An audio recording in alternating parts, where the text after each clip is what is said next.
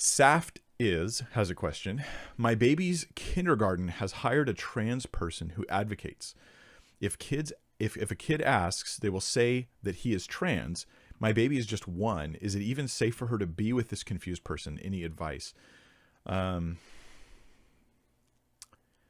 There's okay.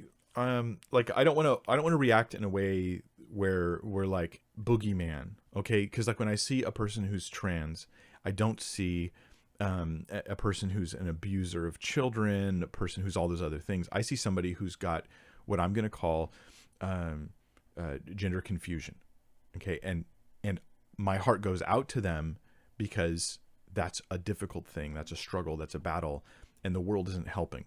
The world is pushing them further into confusion. The world is affirming confusion and throwing them off into confusion in a way that I think is not helpful to them.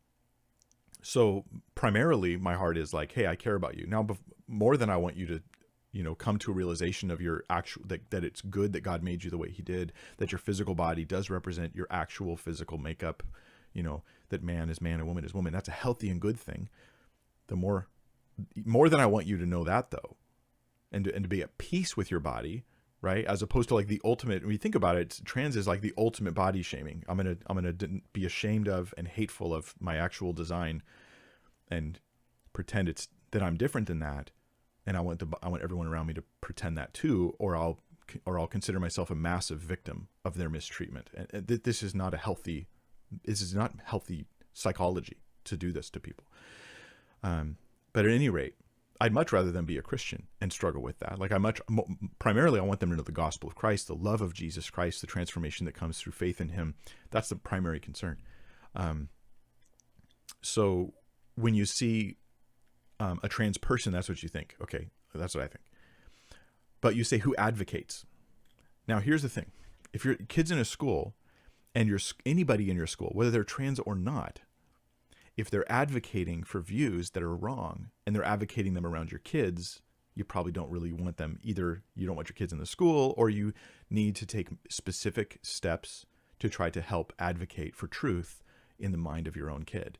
At 1 year old, there's probably not a lot of advocating going on, but it's going to happen.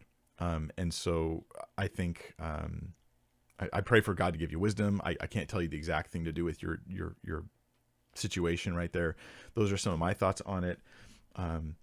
If your kid's in an ungodly environment, then the parents have to do even more to get a godly biblical worldview into the mind and heart of the child. And that's important. So the advocating is different than the being of trans. Do you understand that? That this is important to me.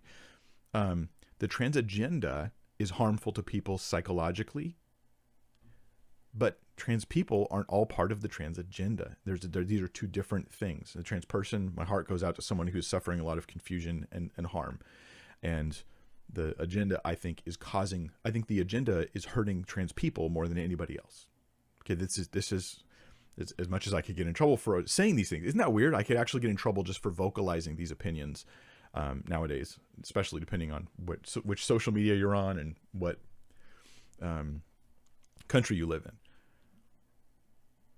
We're reinforcing psychological harm when we push the trans agenda. We're reinforcing and pushing it and pushing it and pushing it.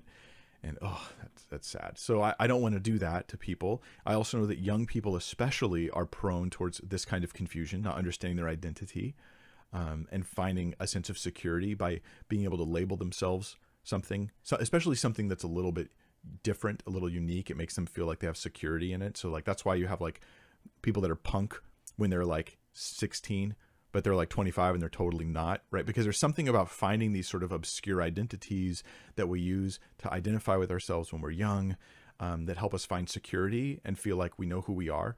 And that's who's being targeted by this agenda. And I think they're being hurt by it as well. So yeah, God help us.